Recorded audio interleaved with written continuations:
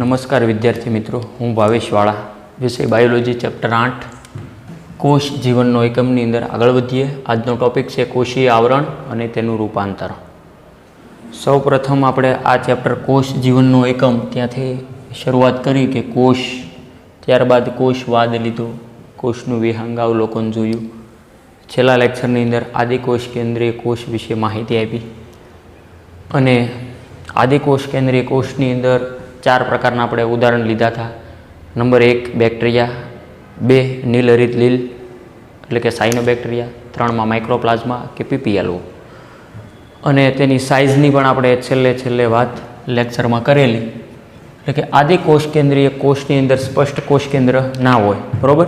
તેમાં કોષરસ હોય, કોષ દિવાલ હોય, બરાબર, અને રિબોઝોમ નામની અંગિકા હોય, બરાબર. આગળના લેક્ચરમાં પણ આપણે જોયું હતું કે રિબોઝોમ્સ બંને કોષની અંદર સુકોષ કેન્દ્રીય કોષ કે આદિકોષ કેન્દ્રીય બંને કોષમાં અવેલેબલ હોય, જ્યારે બાકીની બીજી કોઈ અંગિકા હોય નહીં. હવે આપણે જે કોષીય આવરણ અને તેનું રૂપાંતરણ જોવાનું છે, બરાબર. કે કોષીય આવરણ જે લાસ્ટ લેક્ચરની અંદર જે આપણે ટોપિક જોઈ ગયા એની અંદર જ આપણે ડિટેલમાં આગળ વધવાનું છે. આદિકોષ કેન્દ્રીય કોષમાં આદિકોષ કેન્દ્રીય કોષ, અને તેમાંય મારે ખાસ જે વાત કરવી છે એ બેક્ટેરિયાની જ વાત કરવી છે. તેમાંય તે બેક્ટેરિયા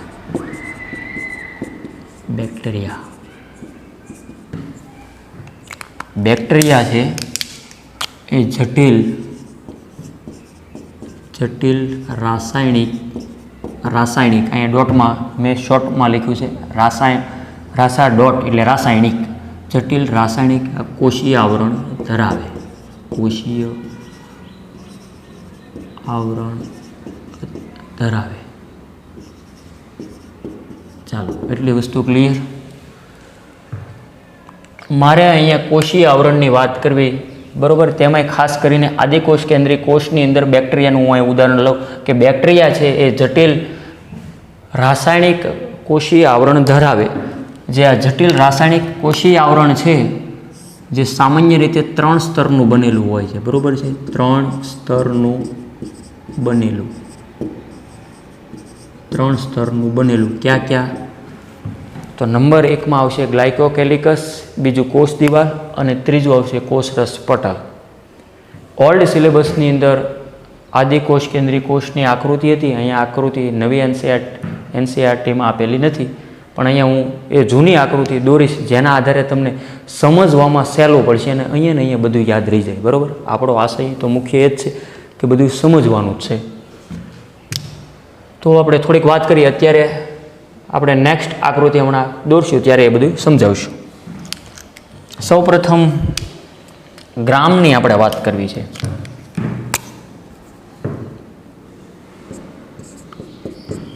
ગ્રામ દ્વારા વિકસાવવામાં આવેલ અભિરંજન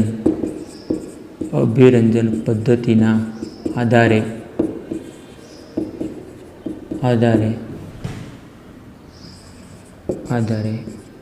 બેક્ટેરિયાના પ્રકાર આપણે નક્કી કરવાના છે. શું કીધું? ગ્રામ દ્વારા વિકસાવવામાં. તો કે બેક્ટેરિયા છે એ તમને નરી આંખે દેખાય? તો કે ના. અહીંયા દાખલા તરીકે આ એક માર્કર પેન છે, બરાબર. આના ફરતે બેક્ટેરિયાનું કોષીય આવરણ આવેલું હોય, આવું માની લો કે કોષીય આવરણ અને તેનું રૂપાંતર, બરાબર. જે કેટલું જટિલ છે, ખૂબ જ રાસાયણિક, બરાબર. જટિલ રાસાયણિક કોષીય આવરણ છે જે 3 સ્તરનું બનેલું છે, બરાબર. એવું માની લો આ જે પહેલું સ્તર, એના ઉપર બીજું ને એના ઉપર ત્રીજું સ્તર આવેલું. એ જટિલ રાસાયણિક જે કોષીય આવરણ આવેલું હોય, જે જોવું હોય તમારે તો નરી આંખે નહીં જોઈ શકો, ઇલેક્ટ્રોન માઇક્રોસ્કોપમાં જોવાનું, બરાબર. બેક્ટેરિયાને ઇલેક્ટ્રોન માઇક્રોસ્કોપમાં જોવો તો ડાયરેક્ટ કંઈ દેખાઈ નહીં જાય, તેને અભિરંજિત કરવું પડે, બરાબર. અભિરંજન કરવા માટે દાખલા તરીકે તમે શાળા કક્ષાએ જોયું હોય સેફ્રેનિન નામનું અભિરંજક વપરાય, બરાબર. મિથિલિન બ્લુ પણ વપરાય, ઘણા બધા હોય અભિરંજક. દાખલા તરીકે સેફ્રેનિન છે, બરાબર. એ બેક્ટેરિયા ઉપર કે કોઈ પણ પ્રાણી કોષમાં નાખીએ ત્યારબાદ એને માઇક્રોસ્કોપમાં જોવામાં આવે સ્લાઇડને, તો સેફ્રેનિન નાખેલું હોય છે તો ગુલાબી રંગનું દ્રશ્યમાન થાય. એટલે કે ગ્રામ દ્વારા એક અભિરંજનની પદ્ધતિ વિકસાવવામાં આવી, કે ગ્રામ દ્વારા વિકસાવવામાં આવેલ અભિરંજન પદ્ધતિ, બરાબર છે. અભિરંજન પદ્ધતિના આધારે બેક્ટેરિયાને 2 પ્રકારમાં વહેંચી શકાય. તો કે સાહેબ અહીંયા ગ્રામ લખવું કે અમારે કિલો લખવું, બરાબર છે. કિલોગ્રામ લખવું કે ખાલી ગ્રામ લખવું, આ એ ગ્રામની વાત નથી. અહીંયા વૈજ્ઞાનિકનું નામ છે ક્રિશ્ચિયન ગ્રામ, બરાબર, ખાસ નોટ કરજો. ક્રિશ્ચિયન ગ્રામ વૈજ્ઞાનિકનું નામ છે. આ ગ્રામ એટલે ઘણાને એમ લાગે કે આ હું લખ્યું. ગ્રામ દ્વારા વિકસાવવામાં આવેલ અભિરંજન પદ્ધતિના આધારે બેક્ટેરિયાના 2 પ્રકાર આપેલા છે. જોઈએ નંબર 1 અને 2. એમાં નંબર 1માં આપેલું છે ગ્રામ પોઝિટિવ, ગ્રામ પોઝિટિવ બેક્ટેરિયા, બરાબર, અને ગ્રામ નેગેટિવ, ગ્રામ નેગેટિવ. ચાલો એટલી વસ્તુ ક્લિયર. બંનેની ડેફિનેશન આપીએ. જે ગ્રામ અભિરંજનને શોષી લે તેને ગ્રામ પોઝિટિવ બેક્ટેરિયા કહેવાય. અને જે ગ્રામ અભિરંજનને શોષી ન શકે તેને ગ્રામ નેગેટિવ બેક્ટેરિયા કહેવાય. બેક્ટેરિયા એટલે કે જીવાણુ. બીજી વાર જોઈ લઈએ કે કોષીય આવરણ અને તેનું રૂપાંતરણ. તો કે આદિકોષ કેન્દ્રીય કોષમાં બેક્ટેરિયાની ખાસ વાત કરવી, તેમાં જટિલ રાસાયણિક કોષીય આવરણ હોય જે 3 સ્તરનું બનેલું હોય. ગ્રામ, બરાબર, ગ્રામ વૈજ્ઞાનિકનું નામ છે ક્રિશ્ચિયન ગ્રામ દ્વારા વિકસાવવામાં આવેલ અભિરંજન પદ્ધતિના આધારે બેક્ટેરિયાના મુખ્ય 2 પ્રકારમાં વહેંચી શકાય. આ ભાઈના મત મુજબ, મારા મત મુજબ નહીં. ક્રિશ્ચિયન ગ્રામ પોઝિટિવ અને ગ્રામ નેગેટિવ. હવે ગ્રામ પોઝિટિવ એટલે શું કહેવા માંગે? જે ગ્રામ અભિરંજકને શોષી લે. કે દાખલા તરીકે કેટલાક બેક્ટેરિયા છે એ આપણને દ્રશ્યમાન થાય છે, એનો મતલબ કે એ ગ્રામ પોઝિટિવ છે. હવે જે અભિરંજન જે કંઈ લીધું હોય સેફ્રેનિન, એને શોષવું ન હોય, ગ્રામે જે કંઈ બનાવ્યું હોય એ અભિરંજન એ શોષવું ન હોય ને આપણને માઇક્રોસ્કોપમાં દ્રશ્યમાન ન થયું હોય, તો આવા ગ્રામ નેગેટિવ બેક્ટેરિયા આપણે નામ આપી દેવું, બરાબર. જે ગ્રામ અભિરંજકને શોષી ન શકે તેને ગ્રામ નેગેટિવ બેક્ટેરિયા કહેવાય. નેક્સ્ટ મુદ્દામાં આકૃતિ આવી રહી છે, બરાબર. આકૃતિ મેં દર્શાવી. સૌપ્રથમ એનું નામકરણ આપું. આ છે બેક્ટેરિયાની કશા, આપણે અહીંયા દર્શાવી, એટલે જેથી કરીને આપણે વર્ણન લખવું હોય તો સરળતા રહે. બેક્ટેરિયાની કશા, ઓકે. ત્યારબાદ આ જે બ્લેક રંગનું દર્શાવ્યું ન્યુક્લિઓઇડ,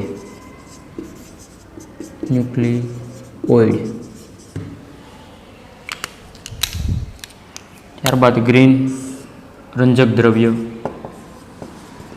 દ્રવ્ય, બ્લુ રંગનું દર્શાવ્યું રિબોઝોમ,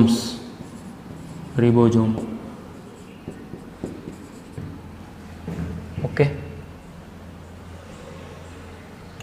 ત્યારબાદ આવા જે પ્રવર્ધો કંઈક ઉપસી આવેલા છે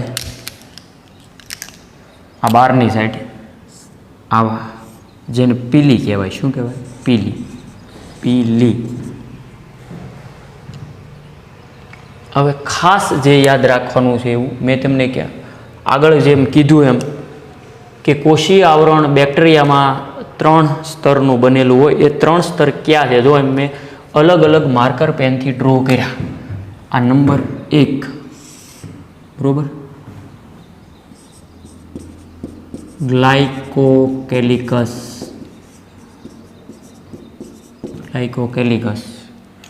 ત્યારબાદ બીજા નંબરનું આવશે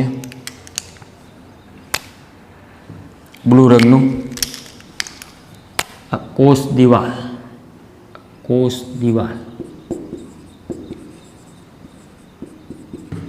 અને ત્રીજા નંબરનું આવશે ગ્રીન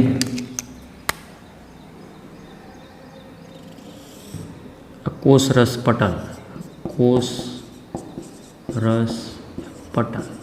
ચાલો, એટલી વસ્તુ ક્લિયર. હવે આકૃતિના આધારે વર્ણન સહેલું આપણે કરવાનો પ્રયત્ન કરવો છે. તો કે કોષીય આવરણ અને તેનું રૂપાંતર. તો લખું છું સૌ પ્રથમ ગ્લાયકોકેલિકલ. બરાબર, આ મુદ્દા અહીંયા મેં લખ્યા છે, અહીંયા થોડાક હાઇલાઇટ આપણે અલગથી દર્શાવી. ગ્લાયકોકેલિકલ, ગ્લાયકોકેલિકસ. ચાલો રેડી.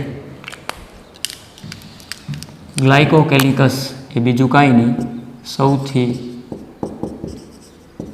બહારનું સ્તર છે. શેનું? બેક્ટેરિયાનું. અહીંયા મેં આદિકોષ કેન્દ્રીય કોષ દર્શાવ્યો બેક્ટેરિયામાં. સૌથી બહારનું સ્તર પૂછવામાં આવે તો કયું છે? ગ્લાયકોકેલિકલ. જો અહીંયા મેં રેડ હાઇલાઇટ દર્શાવ્યું, રેડ આખું 3Dમાં છે, આનો શેડ લીધો તો આવું કંઈક દૃશ્યમાન થાય.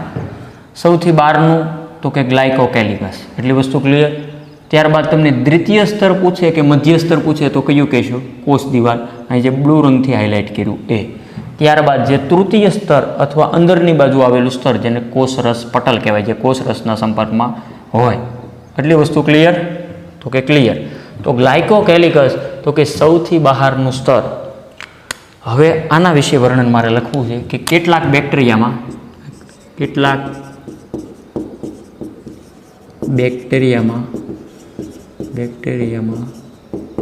આ સ્તર શિથિલ આવરણ સ્વરૂપે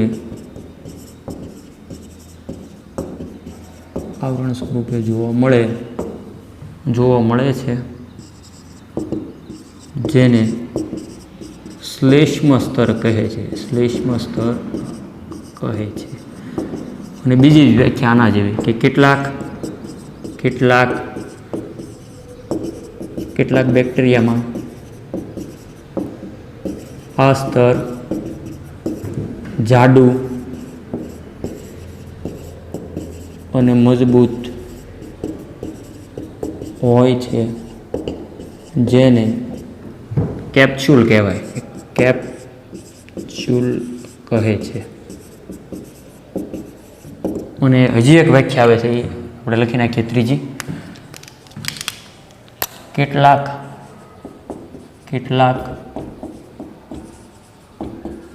આદિકોષ કેન્દ્રી કોષ જેવા કે સાયનોબેક્ટેરિયાના કોષરસમાં પટલથી વિસ્તૃતીકરણ પામેલી રચના જોવા મળે છે, જેને ક્રોમેટોફોર કહે છે.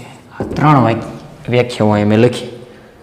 ગ્લાયકોકેલિકસ તો કે સૌથી બહારનું સ્તર આપેલું છે. બરોબર, અહીંયા જે આપણે આદિકોષ કેન્દ્રીય કોષ બેક્ટેરિયામાં દર્શાવ્યું એમાં કે કેટલાક બેક્ટેરિયામાં આ સૌથી બહારનું સ્તર છે ને ભાઈ, એકદમ શિથિલ આવરણ હોય, હાવ ઢીલી ગોઠવણી હોય. બરોબર, એને અડો ને તોય હાવ હેઠું પડી જાય. હાવ શિથિલ આવરણ સ્વરૂપે જોવા મળે, જેને શ્લેષ્મ સ્તર કહેવાય. બરોબર, સિકાશ પડતું શ્લેષ્મ સ્તર.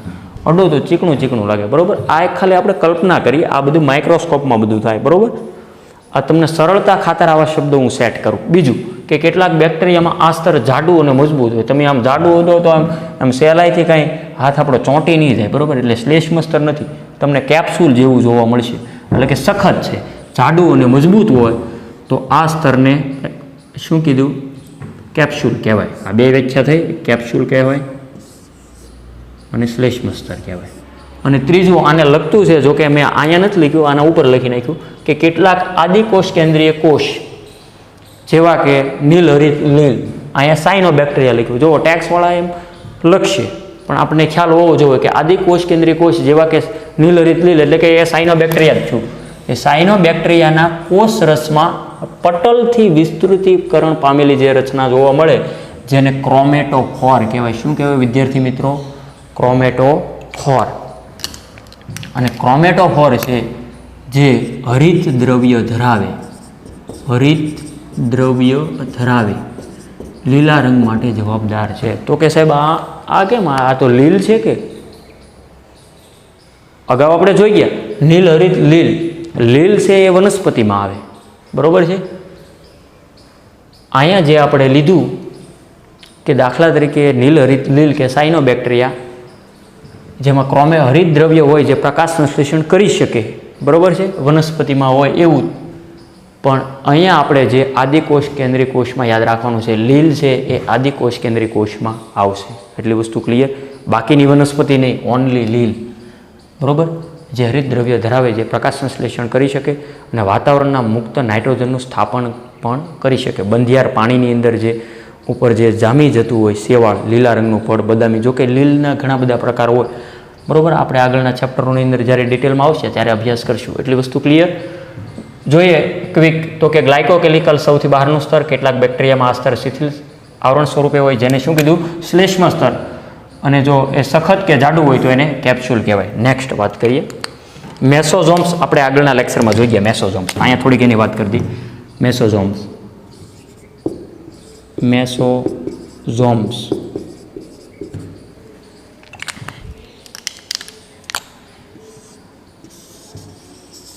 મેસોઝોમ્સની શું વાત કરી છે? તો એમાં આવશે કોષરસ પટલના વિસ્તરણથી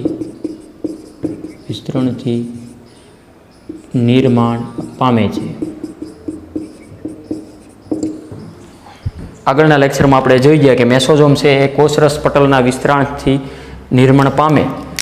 હવે અહીંયાનું વર્ણન લખીએ કે આ રચના પુટિકાઓ, નલિકાઓ અને પટલિકાઓ સ્વરૂપે જોવા મળે છે. જોઈએ અહીંયા શું કહેવા માંગે કે મેસોઝોમ છે એ કોષરસ પટલના વિસ્તરણથી નિર્માણ પામે. કે આ રચના પુટિકા એટલે આવી ગોળ રચના જોવા મળશે, બરોબર. આખું જે કોષ હોય, અગાઉ મેં અહીંયા દર્શાવ્યું હતું કે આવો કોષ હોય, આમાં કોષ કેન્દ્ર જો કે અલ્પ વિકસિત હોય આદિકોષ કેન્દ્રમાં, અને આ કોષરસ આખું વિસ્તરણ પામેલું હોય તો એટલું બધું વિસ્તરાય એટલે આ બધું તણાઈને આખું તૂટશે એવું લાગે કે નહીં. એટલે કે આમાં પુટિકા આવા ગોળાકાર રચના આખી થઈ જાય, આખું રેળાઈ ગયું હોય એવું લાગશે. અથવા નલિકાઓ અથવા નળીઓ ગોઠવણી હોય એ રીતના કંઈક આપણને જોવા મળે, આખું રેળાઈ જાય એટલે. અથવા જે પટલિકાઓ, બરોબર, ઘરે મમરી પાડતા હોય તો જોયું હોય, ઓલે પટ્ટી મમરી આવે એ ટાઈપ જોવા મળશે. આ રીતના આખી પટ્ટી, રેડી, આ રીતના આવી કંઈક રચના જોવા મળે. કે આ રચના પુટિકાઓ, નલિકાઓ અથવા પટલિકાઓ સ્વરૂપે જોઈ શકાય. કોણ? મેસોઝોમ્સ. મેસોઝોમ્સના કાર્યો ખાસ યાદ રાખવા જેવા છે. જોઈએ અહીંયા મેસોઝોમ્સના કાર્યો. તો એના કાર્યો છે આપણી ટેક્સ્ટમાં થોડા ઘણા. એમાંનું પહેલું તો કે કોષરસ તો નહીં આવે, કોષ દિવાલના નિર્માણમાં મહત્વનો ફાળો ભજવે, કોષ દિવાલના નિર્માણમાં.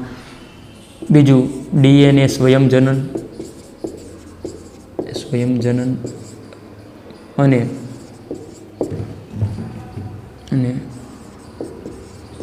બાળકોષોમાં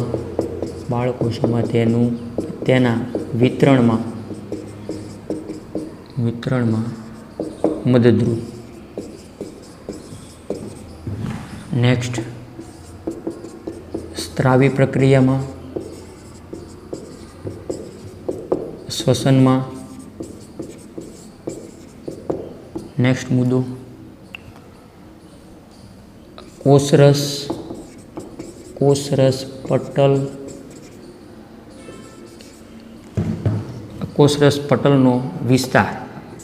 પટલનો વિસ્તાર વધારવા અને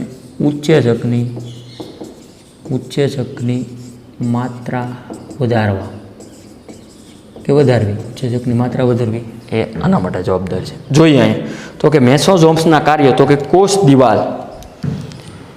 કોષ દિવાલના નિર્માણમાં મેસોઝોમ્સનો ફાળો હોય. બીજું ડીએનએ સ્વયંજનન, કે ડીએનએ પોતે પોતાની જાતે બીજા જે નવા બાળકોષોનું નિર્માણ કરે, બરાબર. એટલે ડીએનએ સ્વયંજનન ક્રિયા અને બાળકોષોમાં તેનું વિતરણ થાય, બરાબર. એમાં એ જવાબદાર છે. સ્ત્રાવી પ્રક્રિયામાં, શ્વસનમાં કોષરસના વિસ્તાર વધારવો હોય, કોષરસ પટલનો, એ તો અહીંયા આ તો મેસોઝોમ્સની તે લાક્ષણિકતા છે ને, એટલે કે કોષરસ પટલનો વિસ્તાર વધારવો અને ઉચ્છેસકની માત્રા વધારવી. આપણને ખબર છે ઉચ્છેસકનું કાર્ય તો કે કોઈ પણ પ્રક્રિયાનો વેગ વધારવા માટે ઉચ્છેસક હોય તો જે તે પ્રક્રિયાનો વેગ વધારી શકાય. તો અહીં ઉચ્છેસકની માત્રા વધે એટલે જે કાંઈ કોષોની અંદર, કોષરસની અંદર જેવ રાસાયણિક ક્રિયા થતી હોય તેના દરમાં વધારો થાય. એ આદિકોષ કેન્દ્રીય કોષમાં મેસોઝોમ્સનો ફાળો હોય. આ કાર્યો તમારે યાદ રાખવાના છે. ત્યારબાદ નેક્સ્ટ મુદ્દો આવે છે બેક્ટેરિયાની કશા. મજા આવે ને ભાઈ? ઓકે, બધું આકૃતિમાંથી સેટ કરી દીધું અને બહુ સરળ બનાવવાનો પ્રયત્ન કર્યો. બેક્ટેરિયાની કશા, નેક્સ્ટ મુદ્દો. બેક્ટેરિયાની કશા એટલે કે બેક્ટેરિયલ કોષો ચલિત કે અચલિત હોય. તો કે સાહેબ આ શું લખ્યું? ચલિત કે અચલિત? ચલિત એટલે કે એક જગ્યાએથી બીજી જગ્યાએ જઈ શકે, એક જગ્યાએથી બીજી જગ્યાએ ન જઈ શકે, એ અચલિત કહેવાય. હવે ધારો કે ચલિત હોય તો આપણે ધારી જ લેવું છે ભાઈ, આપણે ક્યાં કાંઈ બાકી જ રાખવું. જો ચલિત હોય તો તેઓની કોષ દિવાલ પરથી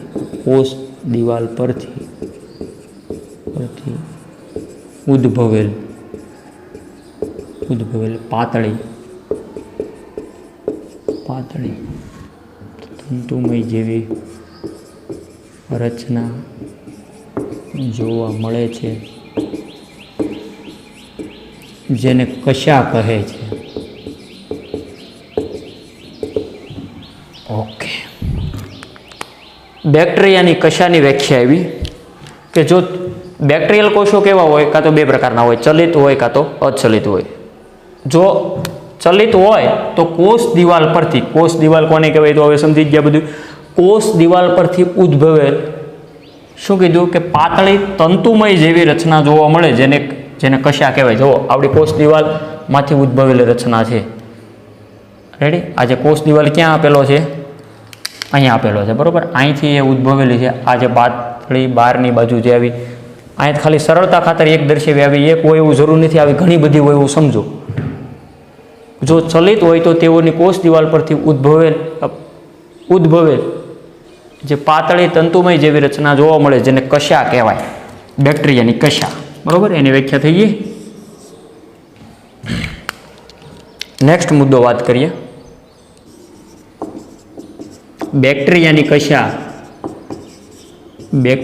કશા ત્રણ ભાગોની બનેલી છે ભાઈ. તો કે ક્યાં ક્યાં ત્રણ ભાગ? ત્રણ ભાગની અંદર આપણે યાદ રાખવાના છે. પહેલા ભાગનું નામ આવશે તંતુ. બીજું આવશે અંકુશ, અને ત્રીજું આવશે તલકાય.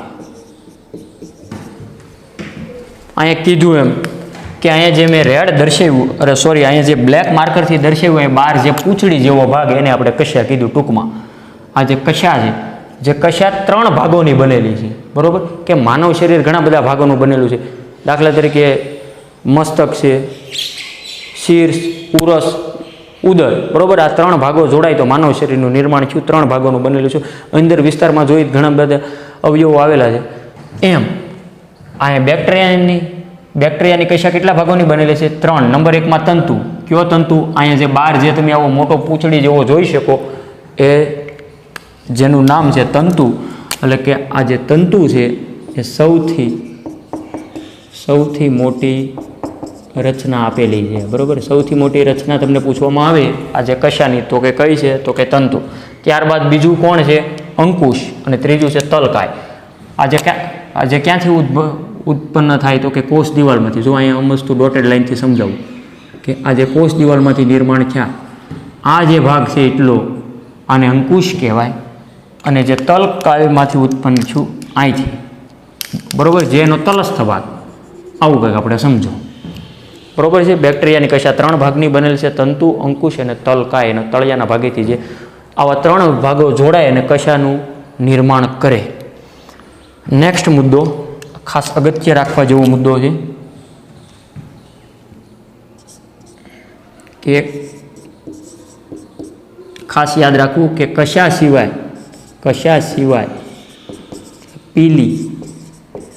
પીલી અને ફિમ્બ્રી પણ બેક્ટેરિયાની સપાટી પરથી ઉદ્ભવતી રચના છે. આ સિવાયની કઈ રચના કીધી તો કે પીલી અને ફિમ્બ્રી. પીલી અહીંયા તમે જોઈ શકો કે આવો કંઈક લંબાયેલ નળિકાકાર ભાગ જોવા મળે, બસ એ જ છે, બીજું કાંઈ નથી. પીલી એટલે કે લંબાયેલ નલિકાકાર ભાગ, નલિકાકાર રચના. રેડી? અને આ પીલી છે એ વિશિષ્ટ પ્રોટીનનો બનેલો હોય.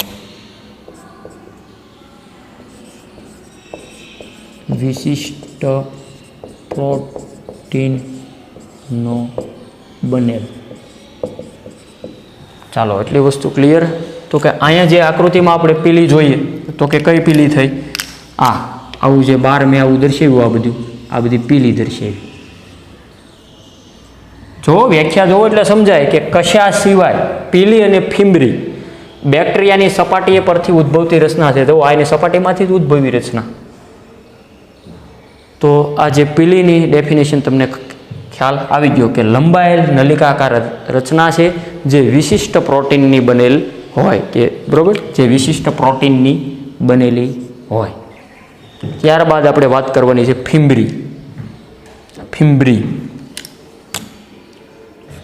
ફિમ્બ્રીની વાત કરીએ તો કે કોષ પરથી ઉદ્ભવેલ નાની નાની તંતુમય રચના છે. તો અહીંયા આપણે આકૃતિમાં દ્રશ્યમાન કરીએ તો કે કોષ ક્યાં છે? આખો કોષ. આ કોષ પરથી ઉદ્ભવતી નાની નાની તંતુમય રચના. અહીંયા આપણે સરળતા ખાતર આવું કંઈક દર્શાવી. ચાલો, દ્રશ્યમાન થાય આકૃતિમાં. આવી નાની નાની આપણે તંતુમય રચના દર્શાવી દઈએ. આને શું કહેવાય? ફિમ્બ્રી. અહીં આપણે કીધું ને કે જો ચલિત હોય તો ચલિત હોય એમાં આપણે કોની વાત કરીએ તો કે કશાની વાત કરી. ચલિત હોય તો આપણે અહીંયા કશાની વાત કરી. જ્યારે અહીંયા આપણે જે વાત કરીએ છીએ એ અચલિતની વાત કરીએ, એ પાછું મગજમાં યાદ રહેવું જોઈએ. અચલિત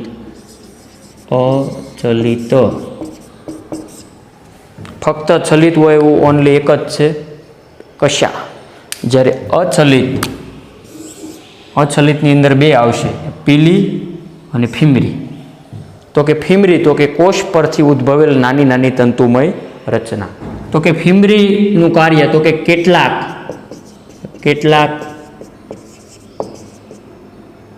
બેક્ટેરિયામાં તે